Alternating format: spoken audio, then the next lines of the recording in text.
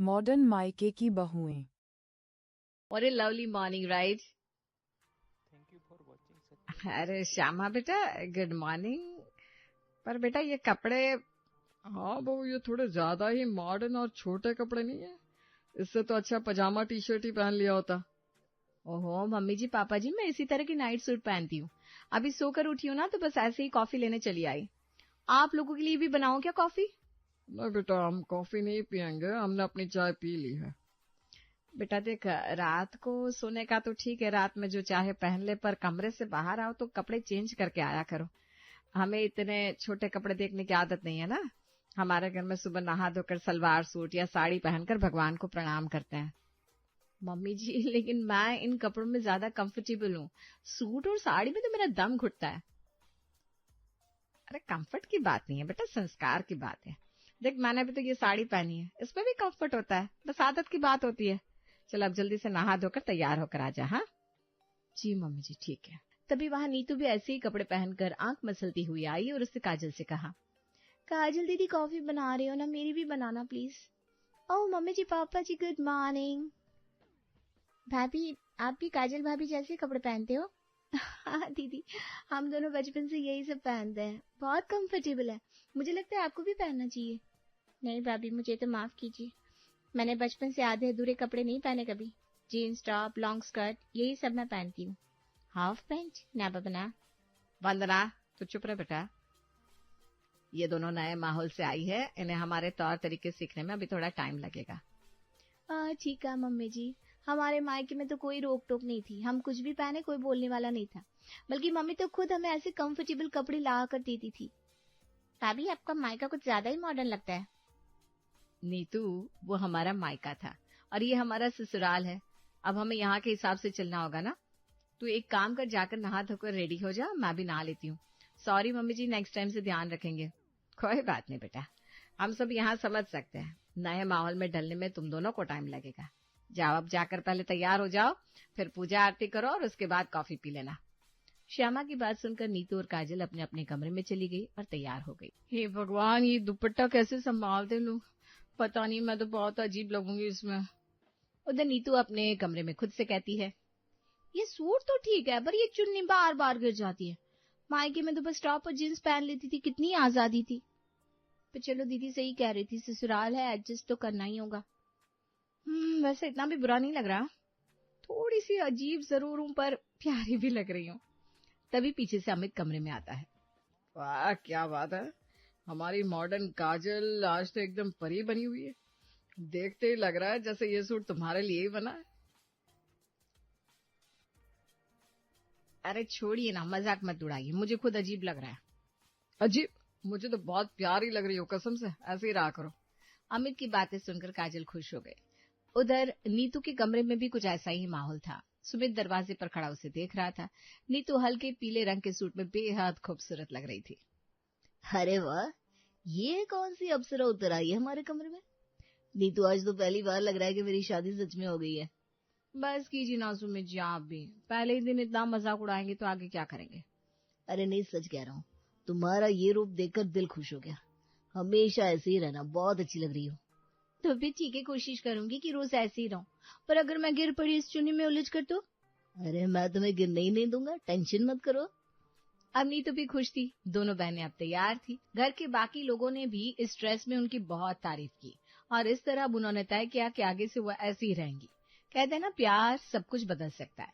अगले दिन रात को 8 बजे काजल ने श्यामा से कहा, मम्मी जी मैं खाना बना देती हूँ, आप खा लीजिए, फिर आपको टाइम पर दवाइयाँ भी लेनी होती है ना, बताइए क्या दूं? अरे नहीं बेटा, सबको आ जाने दो ऑफिस से। हमारे घर में ना रात का खाना सब साथ में बैठकर ही खाते हैं। दिन में तो सब काम पर चले जाते हैं, इसलिए शाम का वक्त ही ऐसा होता है जब पूरा परिवार साथ होता है। मतलब सब साथ में बैठकर एक ही टाइप का खाना खाते हैं? मम्मी जी, हमारे मायके में तो ऐसा नहीं था, जिसे जो भूख लगती थी वो खा लेता था। मम्मी तो अपनी किटी पार्टीज में बिजी रहती थी, पापा अपने बिजनेस में बिजी, और हम बहनों का तो मूड पर डिपेंड करता था, कभी मैगी, कभी पिज्जा, कभी सैंडविच बना लेते थे। ऐसे साथ बैठकर खाना मैंने कभी नहीं खाया बचपन में। अरे बेटा, हर घर की अपनी परंपरा होती है। हमारे यहाँ तो बरसों से यही रिवाज चला आ रहा है कि सब एक साथ बैठकर खाना खाते हैं, बातें करते हैं, दिन भर की बातें शेयर करते हैं। यही तो घर का असली आनंद होता है। और ये नियम सिर्फ खाने का नहीं है, बल्कि रिश्तों को जोड़ने का भी है। साथ बैठकर खाने से अपनापन बढ़ता है। जी पापा जी, नीतू और मैं मिलकर सबके लिए खाना बना देते हैं। क्या बनाना है खाने में बता दीजिए। बेटा, खाने में आलू मटर की सब्जी, भिंडी की सब्जी और रोटियां बना लेना। मम्मी जी, क्या सभी लोग यही खाना खाएंगे? हाँ बेटा, हमारे यहाँ तो ऐसा ही है, जो बनता है सभी खा लेते हैं। तुम दोनों को अगर कुछ अलग खाना हो तो अपने लिए बना लो। ठीक है मम्मी जी, हम किचन में जाते हैं। ऐसा कहकर दोनों बहनें किचन में चली गई। तभी नीतू ने काजल से पूछा, काजल दीदी, अब ये क्या नया ड्रामा है? जिसे जो भूख लगे तब वो खाना खा नहीं सकता? सबका वेट करो, सब आ जाए फिर खाना खाओ, अच्छी आफत है। हाँ, थोड़ा अलग तो है, पर क्या कर सकते हैं, यहाँ के रूल्स तो फॉलो करने पड़ेंगे ना। ऊपर से ये रोटी सब्जी खानी पड़ेगी। हाँ दीदी, अब रात में मैगी नहीं खा सकते हम। खैर चलिए दीदी, अब खाना खा लेते हैं। हाँ, नहीं तो मैं भिंडी काट देती हूँ, तब तक आटा गूंथ ले। और इसी तरह दोनों ने मिलकर खाना बनाया और फिर टेबल पर लगा दिया। थोड़ी देर में सब ऑफिस से आए और खाना खाने टेबल पर आ गए। काजल बेटा, अब सबके लिए खाना परोस दो, और तुम दोनों भी आ जाओ साथ में। मम्मी जी, आप लोग खाइए ना, हम बाद में खा लेंगे। बाद में क्यों? हमने कहा ना, हमारे घर में सब साथ में बैठकर खाना खाता है। तुम भी इस घर का हिस्सा हो, सबके साथ बैठकर खाना खाओगे। आओ। हाँ भाभी, पापा बिल्कुल ठीक कह रहे हैं। खाने की खुशबू तो बड़ी अच्छी आ रही है। लगता है खाना बड़ा टेस्टी बना होगा। तो खाकर बताइए ना दीदी, खाना कैसा बना है।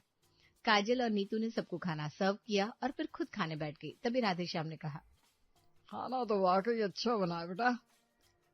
बस पापा, ज्यादा तारीफ मत करिए दोनों की, नहीं तो सर चढ़ जाएंगी। अरे कुछ सर नहीं चढ़ेंगी। अगर खाना अच्छा बना है तो तारीफ तो करनी ही पड़ेगी, और सबको करनी भी चाहिए। अच्छा, वरना आज तो तेरे कॉलेज में कुछ कंपटीशन था, क्या हुआ? हाँ भैया, डांस कंपटीशन था और मुझे इसमें सेकंड प्राइज भी मिला। अरे वाह, ये तो बहुत खुशी की बात है। अच्छा, खाली नाचती गाती हो या कॉलेज में कुछ पढ़ाई भी करती हो? पापा देखो ना अमित भैया को, ये फिर मेरे पीछे पड़ गए। अमित, परेशान मत कर वंदना को, उसे भी खाना खाने दे और तू भी खा। नहीं तो बेटा जरा रोटी देना, आज तो खाने से मन नहीं भर रहा। हाँ सच में खाना बड़ा ही टेस्टी है। इस तरह सबने मिलजुल कर बातें करते हुए खाना खाया। काजल और नीतू को भी अच्छा लग रहा था। समय बीता, धीरे धीरे काजल और नीतू ससुराल के रंग में पूरी तरह रंगने लगी थी। साड़ी में, सादगी में और संस्कारों में अब उनका अंदाज ही बदल गया था।